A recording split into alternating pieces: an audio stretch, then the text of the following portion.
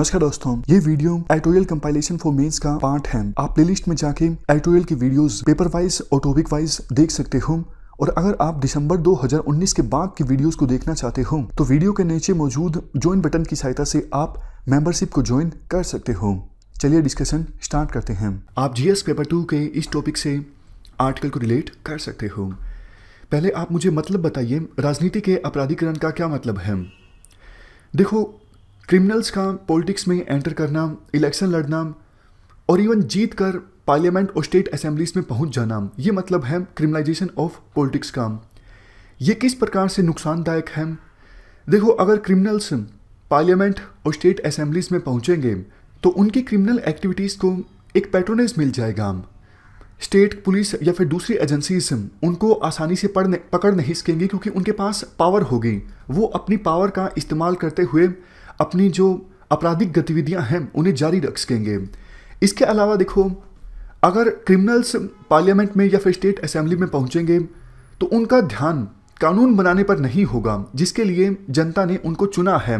या फिर कोई क्रिमिनल अगर मंत्री बन जाता है तो वो अपना काम ठीक से नहीं करेगा, उसका ध्यान सिर्फ इस चीज़ पर ज़्यादा होगा कैसे ज़्यादा पैसे कमाए जा सकते हैं, कैसे अपने क्रिमिनल बिजनेस को और ज़्यादा आगे बढ़ाया जा सकता है।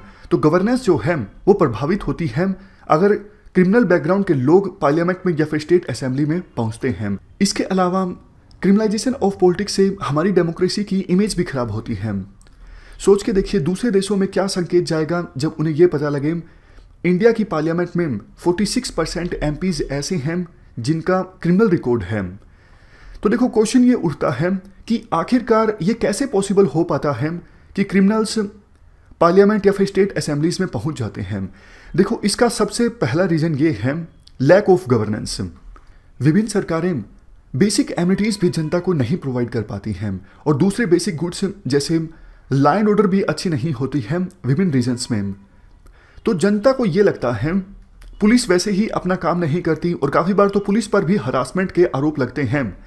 अगर हम ऐसे पर्सन को चुनेंगे जिसके पास मसल पावर है, जनता को फर्क नहीं पड़ता वो क्रिमिनल है, जिसके पास मसल पावर है, पैसा है, तो जनता को ये लगता है ये पर्सन हमारे लिए सही है। कल को अगर पुलिस हरास करती है तो ये रिप्रेजेंटेटिव हमारी हेल्प कर सकता है।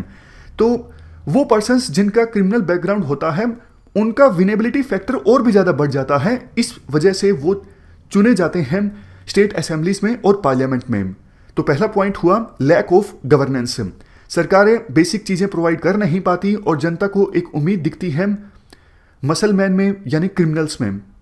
दूसरा पॉइंट, विभिन्न पॉलिटिकल पार्टीज भी विनेबिलिटी फैक्टर को देखते हुए क्रिमिनल्स को प्रमोट करती हैं क्योंकि वो चाहती हैं हमारी पॉलिटिकल पार्टी के ज़्यादा से ज़्यादा कैंडिडेट्स जीत कर आएँ। तीसरा पॉइंट, देखो, पॉलिटिकल पार्टीज़ को वैसे भी आवश्यकता होती है मसल पावर की और फाइनेंशियल पावर की। उनको इलेक्शन में काफ़ी सारे फंड्स चाहिए होते हैं, तो वो क्रिमिनल्स से फंड्स ले लेते हैं ताकि अपना जो चुनाव प्रचार है उसे फाइनेंस किया जा सके और उन्हें अपनी पॉलिटिकल पार्टीज में शामिल कर लेते हैं। इसके अलावा देखो, कुछ क्रिमिनल्स चुनाव में वोटर्स को डराते धमकाते हैं अपने पक्ष में वोट डलवाने के लिए। बूथ कैप्चरिंग जो पहले के समय में होती थी, आज तो बूथ कैप्चरिंग पॉसिबल नहीं है। तो ये हमने कुछ रीजन्स डिस्कस किए जिनकी वजह से क्रिमिनलाइजेशन ऑफ पॉलिटिक्स हो रहा है। और राजनीति के अपराधीकरण को रोकने के लिए सुप्रीम कोर्ट ने अभी तक काफ़ी सारी लैंडमार्क जजमेंट्स दी हैं। जैसे देखो, फर्स्ट पॉइंट, 2002 में सुप्रीम कोर्ट ने वो सभी कैंडिडेट्स जो इलेक्शन लड़ने के इच्छुक हैं उनके लिए ये कंपलसरी बना दिया था कि आप रिटर्निंग ऑफिसर के सामने एक एफिडेविट फाइल कीजिए जिसमें पास्ट में जितने भी आपके खिलाफ क्रिमिनल केसेस हैं उनकी आप जानकारी दीजिए ताकि जनता को पता लगे कि जिसे हम चुनने जा रहे हैं उसके खिलाफ कौन कौन से केसेस चल रहे हैं। उसके बाद नोटा आया था 2013 के आसपास। सुप्रीम कोर्ट ने आदेश दिया कि ईवीएम में एक नोटा का बटन भी होना चाहिए ताकि अगर किसी को लगता है कि सारे कैंडिडेट्स जो इलेक्शन लड़ रहे हैं वो कैपेबल नहीं हैं तो वोटर नोटा का बटन दबा सकें। तीसरा पॉइंट, देखो, 2013 से पहले क्या होता था, अगर इवन कोई एमपी या फिर एमएलए कन्विक्ट भी हो जाता था, मान लीजिए किसी एमपी या फिर एमएलए को 2 से अधिक साल की सजा हुई, 2013 से हम पहले की बात कर रहे हैं, तो वो अपील फाइल कर देता था हाई कोर्ट में या फिर सुप्रीम कोर्ट में उस एमपी या एमएलए की कन्विक्शन के बावजूद सदस्यता नहीं जाती थी, डिस्क्वालीफाई वो एमपी या फिर एमएलए नहीं होता था। लेकिन 2013 में लैंडमार्क जजमेंट सुप्रीम कोर्ट ने दी, अगर किसी एमपी या फिर एमएलए को 2 से अधिक साल की सजा हुई है तो इमीडिएटली उसी समय उस एमपी और एमएलए की जो सदस्यता है वो चली जाएगी। चौथा पॉइंट, 2013 में आदेश दिया गया था सुप्रीम कोर्ट के द्वारा, जिन भी इलेक्टेड रिप्रेजेंटेटिव्स के खिलाफ ट्रायल केसेस चल रहे हैं उन केसेस को कंप्लीट किया जाए 1 साल के अंदर। मतलब जो ट्रायल चल रहे हैं उन ट्रायल्स को कंप्लीट किया जाए 1 साल के अंदर अंदर। वो बात अलग है कि सुप्रीम कोर्ट के इस आदेश का पालन नहीं किया गया, यानी 1 साल के अंदर अंदर इलेक्टेड रिप्रेजेंटेटिव्स के खिलाफ जो ट्रायल चल रहे थे उनका कंप्लीशन नहीं हुआ। इसके बाद 2017 में सुप्रीम कोर्ट के द्वारा आदेश दिया गया कि पॉलिटिशियंस के खिलाफ ट्रायल को कंप्लीट करने के लिए स्पेशल कोर्ट्स इस्टेब्लिश की जाएं। और नेक्स्ट ईयर 2018 में सुप्रीम कोर्ट ने आदेश दिया कि जिन कैंडिडेट्स को वो टिकट दे रहे हैं उनके खिलाफ जो क्रिमिनल केसेस पेंडिंग हैं उनको पब्लिसाइज किया जाए। मतलब न्यूज़पेपर्स में और मीडिया चैनल्स में बताया जाए कि इन कैंडिडेट्स को हमने टिकट दिया है और इनके खिलाफ ये क्रिमिनल केसेस चल रहे हैं, ताकि वो कैंडिडेट्स हैं जिनके क्रेडेंशियल काफ़ी ज़्यादा डूबियस हैं, यानी जिनके खिलाफ सीरियस केसेस चल रहे हैं, उनके बारे में जनता को पता लगे और जनता ऐसे कैंडिडेट्स को ना चुने। अब देखो एक बार फिर से सुप्रीम कोर्ट में मामला पहुंचा है। सुप्रीम कोर्ट में एक पिटीशन फाइल की गई थी कि 2018 में जो आपने ये ऑर्डर पास किया था कि पॉलिटिकल पार्टीज कैंडिडेट्स के खिलाफ चल रहे क्रिमिनल केसेस के बारे में जानकारी दे न्यूज़पेपर्स में और मीडिया चैनल्स में, इस ऑर्डर को अच्छे से इंप्लीमेंट नहीं किया जा रहा है। ऐसे न्यूज़पेपर्स में बताया जाता है जिनको कोई पढ़ता नहीं है, और मीडिया चैनल्स में अगर ये इन्फॉर्मेशन आती है तो बिल्कुल रात को आती है ताकि कोई भी देख ना पाए। इवन पिटिशनर ने यह भी कहा कि 2018 में सुप्रीम कोर्ट के इस ऑर्डर के बाद इलेक्शन कमीशन ने ना तो इलेक्शन सिंबल ऑर्डर 1968 को अमेंड किया और ना ही मॉडल कोड ऑफ कंडक्ट को अमेंड किया। तो आपने जो ऑर्डर पास किया था उसका कोई लीगल सैंक्शन नहीं है।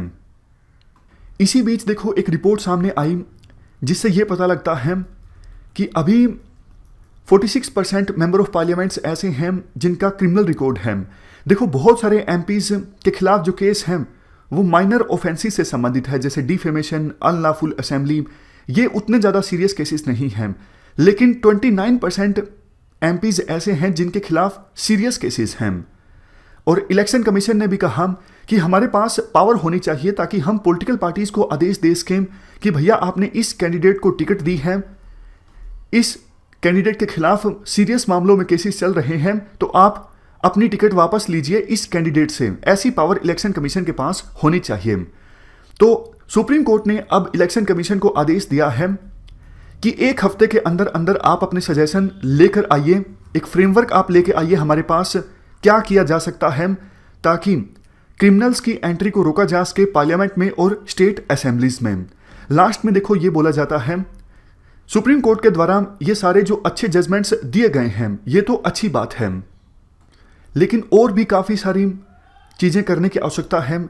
जैसे सबसे पहले अवेयरनेस फैलाई जाए, जनता को पता होना चाहिए कि किस प्रकार से क्रिमिनल्स को चुनना नुकसानदायक है। वो अपना वोट अगर क्रिमिनल्स को देते हैं तो इससे क्या नुकसान हो सकता है, इस बारे में जनता को जागरूक करने की आवश्यकता है। Next, representation of people act 1951 को अमेंड करने की आवश्यकता है पार्लियामेंट से, और ये प्रोविजन करने की आवश्यकता है अगर किसी के खिलाफ सीरियस ऑफेंसेस के मामले में चार्जेस अगर फ्रेम हो गए हैं तो वो पर्सन इलेक्शन नहीं लड़ सकता। ऐसा प्रोविजन साफ साफ किया जाना चाहिए रिप्रेजेंटेशन ऑफ पीपल एक्ट 1951 के अंदर।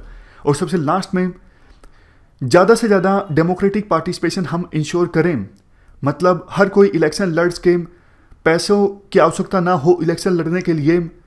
अगर ये सब चीज़ें हम कर पाते हैं तो साफ छवि के जो लोग हैं वो भी इलेक्शन लड़ने के लिए आगे आएंगे और अच्छे लोगों को जनता चुन सकेगी। इस डिस्कशन में फिलहाल इतना ही है। Thank you very much for discussion.